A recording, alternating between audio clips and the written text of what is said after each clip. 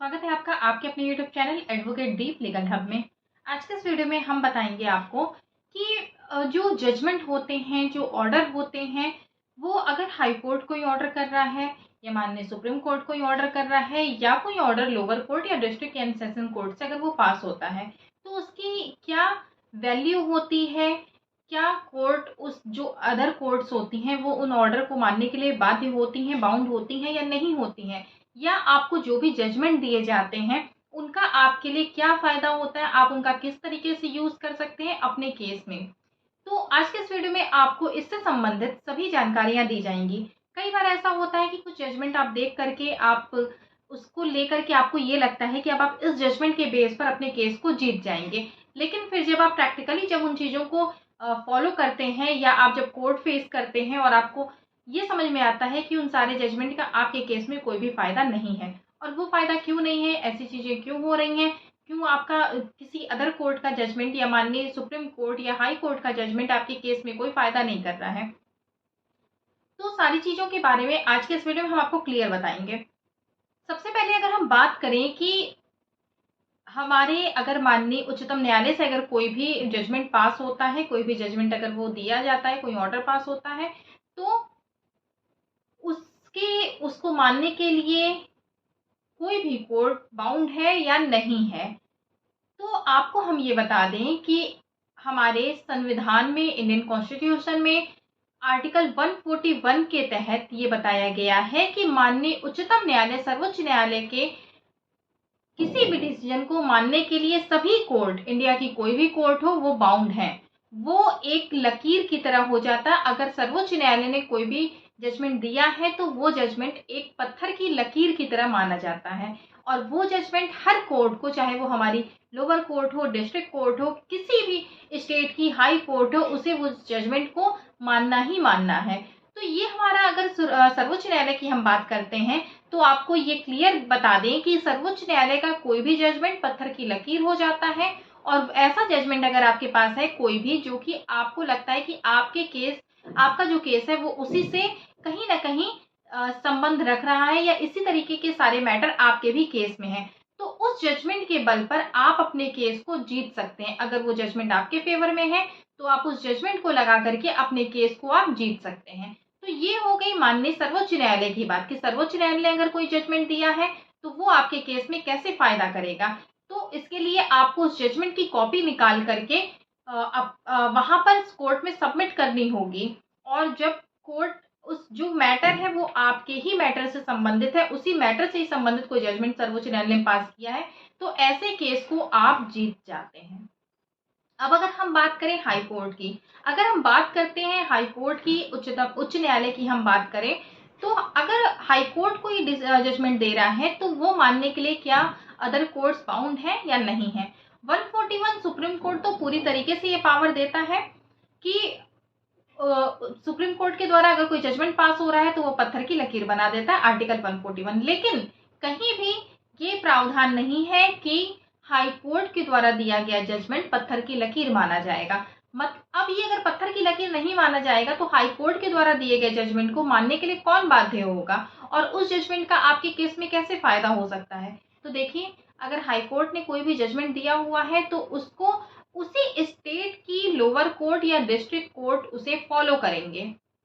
अगर किसी स्टेट के हाई कोर्ट के द्वारा कोई जजमेंट दिया गया तो वो जजमेंट कौन फॉलो कर सकता है, वो करेगा, वो करने के लिए कौन बाध्य है, वो है वहां की डिस्ट्रिक्ट कोर्ट और वहां की लोअर कोर्ट जो है वो उस जजमेंट को मानने के लिए बाध्य है। लेकिन अदर स्टेट में अगर आप जाते हैं तो उस जजमेंट को आप रेफरेंस के तौर पर ला सकते हैं, लेकिन आप उसे अपने केस में उसके बल पर आप जीत जाएं ये जरूरी नहीं है, क्योंकि वो जजमेंट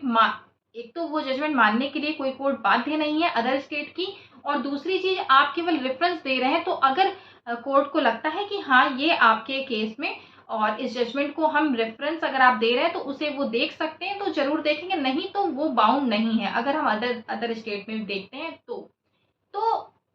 अगर हाई कोर्ट ने कोई जजमेंट दिया है तो आप सेम उसी स्टेट के कोर्ट से आप अगर बिलोंग करते हैं तो वो जजमेंट तो आपके केस में फायदा करेगा। लेकिन अगर आप किसी अदर के स्टेट से बिलोंग कर रहे हैं तो ये जरूरी नहीं है कि वो जो जजमेंट है वो आपके केस में भी फायदा करे। तो इस चीज़ का भी आपको ध्यान रखना है। अब इसके बाद हमने आपको हाई कोर्ट और सुप्रीम कोर्ट के बारे में बता दिया। अब बात आती है कि लोअर कोर्ट या डिस्ट्रिक्ट कोर्ट ने अगर कोई भी जजमेंट पास किया है तो उसका क्या मतलब है। कई बार ऐसा होता है कि आप कुछ जजमेंट देखते हैं जो कि किसी लोअर कोर्ट के द्वारा या डिस्ट्रिक्ट कोर्ट के द्वारा कोई ऑर्डर होता है जो कि पास किया जाता है। सबसे पहली बात कि अगर कोई भी ऑर्डर पास होता है तो उसमें अपील करने की अवधि दी गई रहती है कि आप इतने समय में हायर कोर्ट में अपील कर सकते हैं। तो जब आप अपील कर लेंगे इसके बाद ही आपका वो जो फाइनल जो जजमेंट उस पर आएगा वही फायदा कर सकता है। दूसरी बात हम आपको ये बताएं कि अगर किसी लोअर कोर्ट ने कोई डिसीजन दिया है, कोई ऑर्डर पास किया है और उस ऑर्डर की कॉपी आपके पास है, तो आप उसके बेस पर आप क्या करेंगे कि आप अगर आपके पास वो कॉपी है, आप अपने एडवोकेट को उस केस के बारे में बता सकते हैं। अगर आपको जानकारी है, आपको ये लगता है कि आपको एक बार अपने एडवोकेट से इस बारे में बताना चाहिए, तो आप क्या करेंगे कि आप अपने एडवोकेट को इस केस के बारे में आप बता सकते हैं कि सर ये एक ऑर्डर हमने देखा था और ये इसी केस से संबंधित है, मतलब इस तरह का मैटर उसमें भी था। तो जब ये बहस होगी तो उसमें जो पॉइंट लिया होगा कोर्ट ने, जिस पॉइंट पर ऑर्डर पास हुआ होगा, उसमें ऑर्डर जब आप पढ़ेंगे तो ऑर्डर में कई लाइन होती है अलग अलग चीजों में, वो एक तरीके से उसको डिस्क्राइब करते हैं अलग अलग तरीके से। तो उसे जिस तरीके से वो डिस्क्राइब कर रहे हैं तो उस जो उनकी वर्डिंग है वो उसको अपने बहस में यूज कर सकते हैं कि इस कोर्ट के द्वारा ये बातें बताई, इस तरह का केस था और इस कोर्ट के द्वारा इसमें इस तरह की बातें बताई गई हैं, और साथ में उसकी कॉपी को रेफरेंस के तौर पर वो वहां पर लगा सकते हैं कि माननीय कोर्ट जो है वो एक बार इस पर संज्ञान ले सकती है, कॉग्निजेंस ले सकती है। लोअर कोर्ट या अगर हम डिस्ट्रिक्ट कोर्ट की बात करते हैं, डिस्ट्रिक्ट एंड सेशन कोर्ट की अगर हम बात करते हैं, तो उसके द्वारा भी ये काम किया जा सकता है। लेकिन अगर आप किसी कॉपी को लेकर के, कोई लोअर कोर्ट की कोई ऑर्डर की कॉपी है, कोई डिस्ट्रिक्ट एंड सेशन कोर्ट की ऑर्डर की कॉपी है, और आप उसको लेकर के आपको ये लगे कि आप अपने केस में अब आपका केस बहुत ज्यादा मजबूत हो जाएगा और जो कोर्ट है वो इस ऑर्डर से बाउंड हो जाएगी, तो ये आपकी गलतफहमी है। ऐसा कुछ भी नहीं होता। आपको ये जानना ही जरूरी है कि अगर सुप्रीम कोर्ट कोई डिसीजन दे रही है तो वो तो बाउंड करेगा, वो तो बाउंड कर रहा है हर कोर्ट को। इंडिया में जितनी भी कोर्ट्स हैं वो सबको बाउंड करेगा। हर कोर्ट उसको मानने के लिए है लाइबल है कि उसे मानना ही मानना है उस डिसीजन को। लेकिन अगर हाई कोर्ट की बात करते हैं तो वो स्टेट वाइज बात हो जाती है। डिस्ट्रिक्ट एंड सेशन कोर्ट की हम बात करते हैं तो उसमें जो ऑर्डर पास हो रहा है वो क्या होगा कि आप उसका भी रेफरेंस एक तरीके से दे सकते हैं, उसकी वर्डिंग पर वो बहस की जा सकती है अच्छे ढंग से। और जब आप किसी भी कोई भी अगर हाई कोर्ट, सुप्रीम कोर्ट या किसी डिस्ट्रिक्ट कोर्ट, सेशन कोर्ट कोई भी ऑर्डर है, उसके वर्डिंग पर अगर आप बहस करते हैं तो वो जो आपकी बहस होगी वो बहुत ज्यादा, आपके जो एडवोकेट होंगे उनकी जो बहस होगी वो बहुत ज्यादा मायने रखेगी। और एक बहस जो होती है उस बहस के रूप में के तौर पर आप अपने केस को जीत भी सकते हैं और हार भी सकते हैं। बहस बहुत ज्यादा मेन हो जाती है। अगर कोई भी जज, जब कोर्ट में जज जो बैठते हैं, जो जजेस बैठते हैं, उनके सामने अगर बहुत अच्छे ढंग से बहस होती है, कुछ चीजें ऐसी होती हैं जो कि